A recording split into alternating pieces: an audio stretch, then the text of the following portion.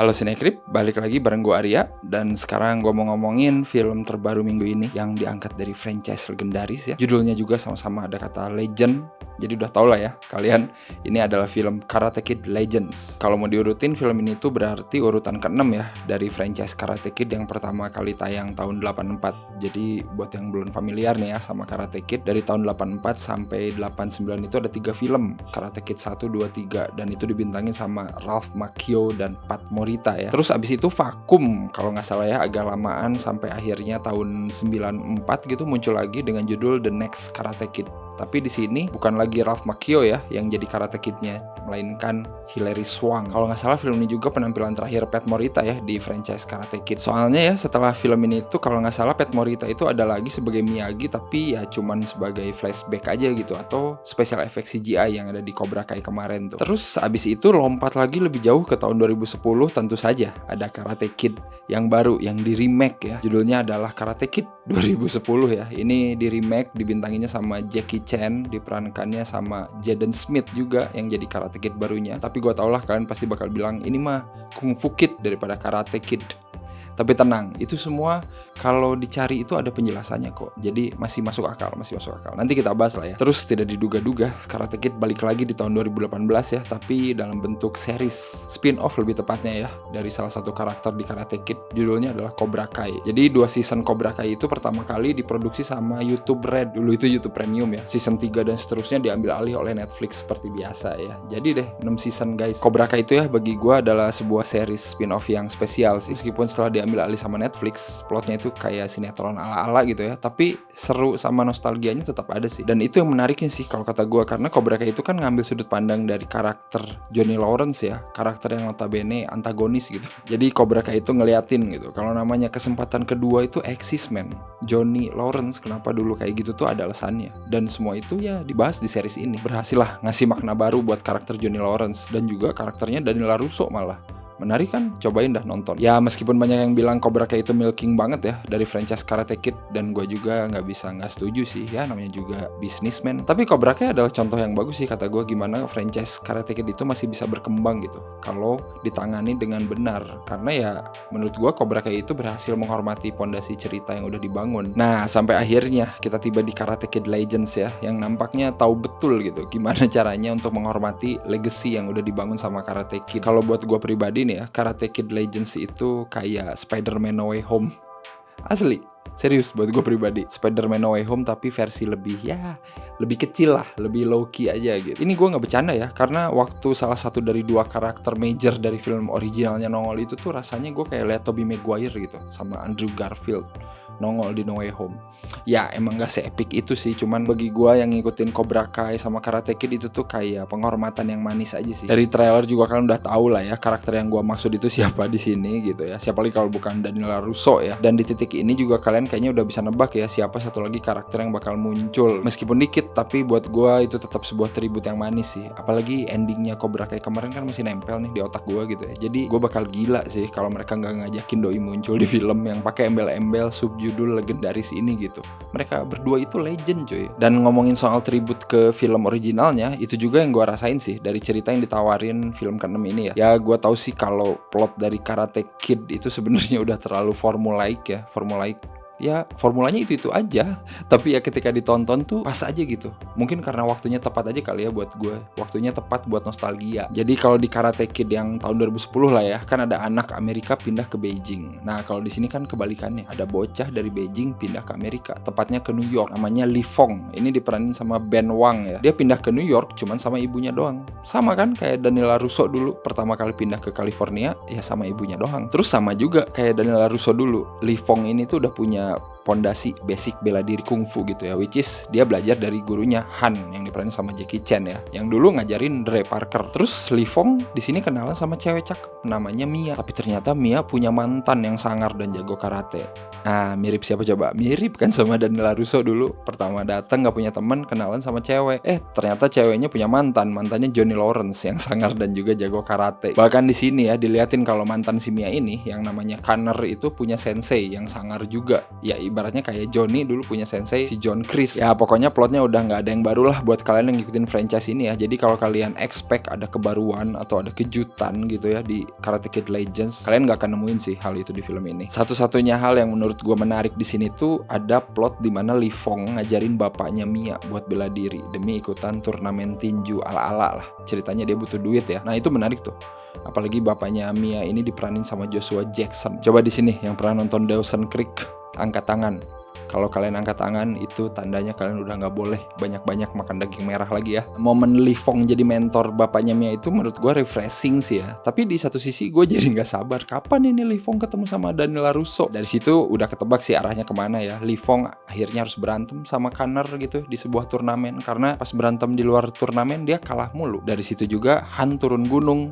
Dia datang ke Amerika buat ngelatih Li Fong. Tapi tentunya dengan bantuan Daniel LaRusso. Nah ini nih yang udah ditunggu-tunggu.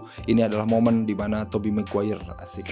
Dan menurut gue momen itu yang ngejawab sekaligus jadi pembenaran kali ya kenapa judul Karate Kid 2010 itu tetap karate bukan Kung Fu Kid. Karena emang sebenarnya udah ada hint sih dari film originalnya dulu. Kalau karate yang diajarin sama Miyagi itu kan sebenarnya ilmu bela diri yang dibawa leluhurnya dari Cina. Bahkan kan film ini juga dibuka sama adegan opening Karate Kid yang dulu ya, yang kedua kalau nggak salah ya, waktu Miyagi ngejelasin akarnya aliran karate Miyagi-Do itu dari mana. Nah di film Karate Kid pertama juga sebenarnya pernah diomongin sih, cuman ya di sini lebih diperjelas aja sih, lebih clear gitu dan dikasih visual jadi lebih menarik. Makanya hubungan Han di sini sama Miyagi itu jadi lebih make sense sih buat gua gitu ya, nggak diada-adain. Dan kenapa dia nyari Daniel juga jadi lebih beralasan kan, karena cuma Daniel satu-satunya yang mewariskan aliran karatenya Miyagi-Do. Dan bagian Han datang ke dojo Miyagi-Do itu beneran hangat dan haru sih buat gue. Apalagi pas dia ngasih penghormatan ya ke fotonya Miyagi yang selalu ada di situ, anjir. Gue lumayan tuh, mata berair lah. Setelah itu baru deh paruh tengah ke akhir ya, film ini udah kayak film Karate Kid kebanyakan tapi modifikasi karena minjem formatnya Cobra Kai. Yang menurut gue nggak salah juga sih buat diikutin ya. Jadi ada dua sensei ngajarin satu murid, itu Cobra Kai banget kan. Gimana dulu si Daniel sama si Johnny Lawrence ngajarin si Miguel di Cobra Kai. Makanya gue bilang di awal tadi, Karate Kid Legends ini kayak ngasih tribute menurut gue ke film Karate Kid yang pertama, dan best momennya Cobra Kai. Semua hal-hal yang bagus di Cobra Kai direplikat di sini. Gue juga di sini suka sama karakternya Li Fong ya, yang diperanin sama Ben Wang. Gue ngelihat gimana koreo kungfu dia tuh ngingetin ke koreo kungfu Jackie Chan di film-film lawasnya. Manfaatin situasi, terus manfaatin barang-barang yang ada gitu, tapi gerakannya minimalis, cuman impactful banget gitu. Terus ada komedinya, itu kan kayak film-film action Jackie Chan zaman dulu ya. Nah itu yang bikin menurut gue adegan action di sini tuh jadi oke banget sih. Terus komedinya juga bukan cuma di action menurut gue ya, interaksi si Li Fong sama Mia, sama bapaknya Mia, sama Daniel, sama Han, itu tuh banyak disisipin komedi sih, tapi nggak berlebihan. Dan menurut gue works banget sih. Menurut gue yang memorable itu ada di mana si Daniel sama Han itu lagi berdebat jurus karate atau kungfu apa yang harus dipakai gitu sama si Li Fong. Seru banget sih di situ, karena di situ tuh diliatin gitu ya gimana mereka ini cekcok sama-sama suhu gitu, terus sparring Daniel sama Han. Anjir itu nggak lama sih sparringnya, tapi keren sih Daniel di sini, bener-bener badass. Ini ngeliatin gitu komitmennya si Ralph Macchio gitu ya ke karakternya Daniel LaRusso, selalu dia bawakan dengan total men dari Cobra Kai sampai sekarang. Keren. Tapi yang kurang dari film ini tentunya durasinya, anjir pendek banget ya, kayak cuman 90 menit lebih dikit lah. Dan itu tuh ngefek banget sih, kerasa banget ke banyak hal. Itu ngefek banget ke hubungan Li Fong sama Han sama Daniel yang jadi sensei baru di sini, itu kayak kurang dieksplor, kurang digali gitu. Terus ngefek ke turnamennya yang kayak cepet aja gitu, kayak nggak kerasa gitu udah berantem babak 1, babak 2, babak 3 bret gitu, dengan editingnya yang ala-ala TikTok, anjir. Nah ini gua agak kesel sih, harusnya kayak Cobra Kai lah minimal gitu, presentasi action yang nggak terlalu berlebihan. Tapi di sini malah ditambahin pakai tulisan-tulisan yang pop up gitu, yang lebay, yang vibe-nya tuh pokoknya kayak nonton video TikTok gitu. Gue juga kecewa sama karakternya Connor yang diliatin biasa aja, yang jadi lawannya si Li Fong ya. Dia kan dikenal sebagai juara bertahan di turnamen, tapi habis itu ya udah gitu, ngelawan si Li Fong itu kayak cuman 2 kali, Habis itu kelar. Terus kan gue tuh beneran ngarepin gitu ya kalau karakter Connor ini adalah upgrade-nya Johnny Lawrence di Karate Kid pertama. Ternyata nggak juga, men. Asli. Kalau buat gue karakter Johnny Lawrence di Karate Kid pertama itu dangkal banget, asli. One dimensional gitu. Gue ngerti dia itu tertekan gitu sama si sensei-nya. Makanya pas di ending film pertama, Johnny ikut ngasih selamat kan ke si Daniel LaRusso pas udah menang. Nah itu gue sebenarnya agak kaget sih, karena sebenarnya hubungan karakter dia itu sama senseinya sama si Daniel itu nggak terlalu diulik, men. Coba deh lu nonton lagi. Sebenarnya itu yang gue harapin gitu dari karakter Connor ini. Gue pengennya Connor ini dirombak atau dimodif gitu biar nggak kayak Johnny di Karate Kid pertama. Taunya masih sama aja, masih kayak one dimensional gitu karakternya. Harusnya kalau kreatornya belajar gitu dari Cobra kayak kemarin sih, dia bisa gitu ngasih kebaruan di karakter antagonis macam Connor ini ya. Bukan cuman karakter tukang pukul doang, tapi kasihlah alasan gitu dan motivasi biar dia jadi kayak Johnny di Cobra Kai gitu. Makanya itu yang gue rasain pas lihat karakter Daniel LaRusso di sini juga harusnya bisa lebih dieksplor lagi gitu. Gue harap sih dia tuh bisa ngasih kontribusi, tapi di sini tuh kayak saking cepetnya, fast pace-nya, ya udahlah, kayak berlalu begitu aja. Tapi ya setidaknya nonton Daniel di film yang judulnya Karate Kid aja udah cukup bikin berlinang air mata lagi, sialan. Apalagi ntar pas cameo satu lagi muncul di endingnya, ini mah nggak usah ditebak-tebak ya, kalian udah tahu siapa yang muncul. Itu gue pas doi muncul kayak mau teriak asli, tapi malu soalnya penonton di bioskop kemarin gue nonton ya adem ayem aja gitu. Ya porsinya emang dikit sih, tapi ya cukup dan sesuai banget sama karakternya yang emang ngehe gitu. Itu justru yang bikin gue ketawa gak karuan. Komedinya masih ada anjir, sampai bener-bener beres. Ya Johnny is being Johnny as always aja guys.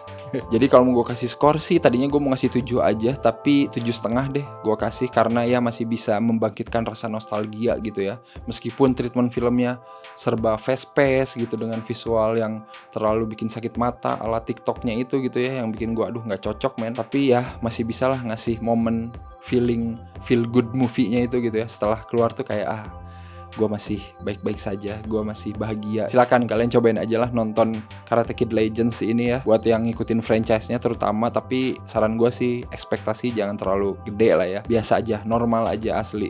Karena gue kemarin juga kayak gitu, gue datang dengan ekspektasi biasa aja, karena memori Karate Kid itu menurut gue ya susah digantikan gitu. Tapi ketika nonton ini ya lumayan lah, memori itu terasa kayak kembali lagi gitu ya. Meskipun gak sempurna ya, meskipun adegan actionnya bisa lebih bagusin lagi secara presentasi gitu ya, secara treatment gak kayak banyak fast cut, padahal bagus loh koreonya, asli bagus-bagus koreonya, berantemnya di sini menurut gue. Ya kita lihat aja apakah franchise ini akan terus berjalan ya setelah film ke-6 ini. We'll see.